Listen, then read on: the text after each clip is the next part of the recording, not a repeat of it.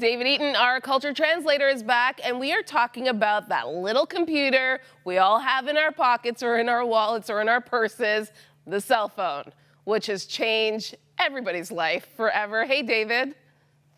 Hi. It's great to have you back. Okay, so how has the smartphone specifically, because we're talking to parents, affected the lives of our kids?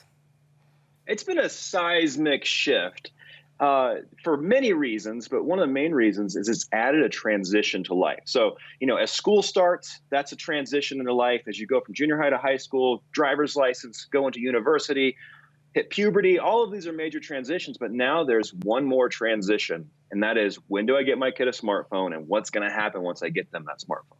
Yeah, that's the key question. So when should we get our kid a cell phone? Should is a different question than when do people. So one study says the average age is 10.3 years old. But that's the biggest question we get at Access is at what age should I get my kid a smartphone, followed up by the question, what age should I let them on social media? And the answer to that question is it's the wrong question. Because it assumes that your kid doesn't have a phone and then they have 100% access to a phone. And both of those ideas, I think, are false.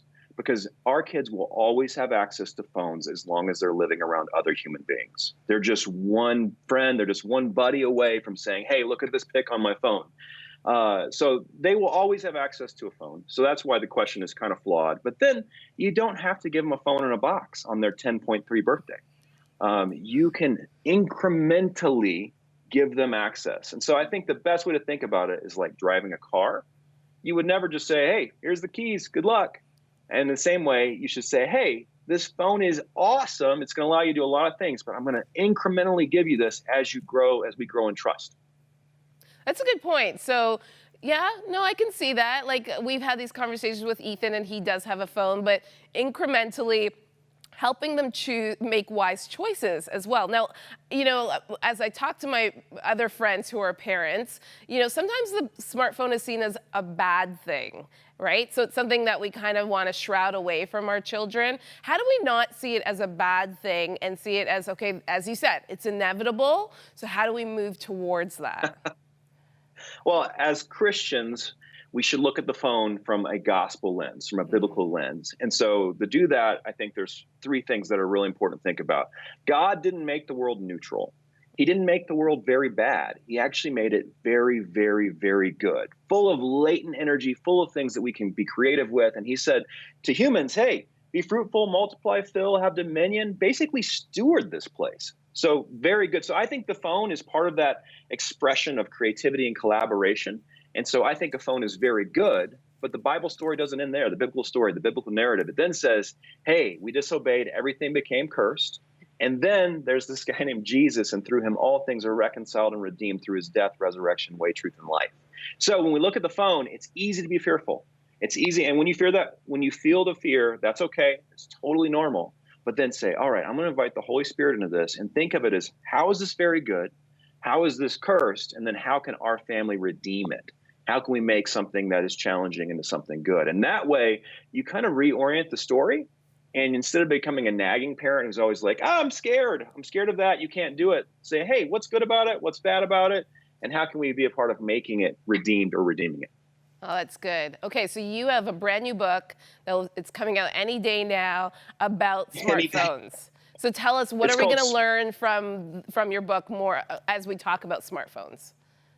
It's called Smartphone Sanity, and it's written by the two co-founders, so myself, Jeremiah, and the Access team. And so you can find it on Amazon. And so what happened is I was with a family at my church, because I'm a very part-time youth pastor, and I was trying to be the mediator between the parent and the child over the phone, and it was a failure. It was an utter catastrophe. The kids were so mad at their mom. The mom was so disappointed in their kids. And it ended with the young lady in high school say to me, she said, the stricter the parent, the sneakier the child. And I just remember walking down the steps of their house being like, I'm terrible. I am terrible. I have no clue what's going on. So what happened over the next few years, and actually immediately, is I went and said, what are all the substantial conversations to have about the smartphone? So in this book, we take those, there's really 100 different conversations you could have, but we have 4 essential conversations. And then we explain the different domains of the smartphone. So as you enter into this with your kid, you, instead of entering and saying, I hope it works out all right, you have confidence and you feel ready.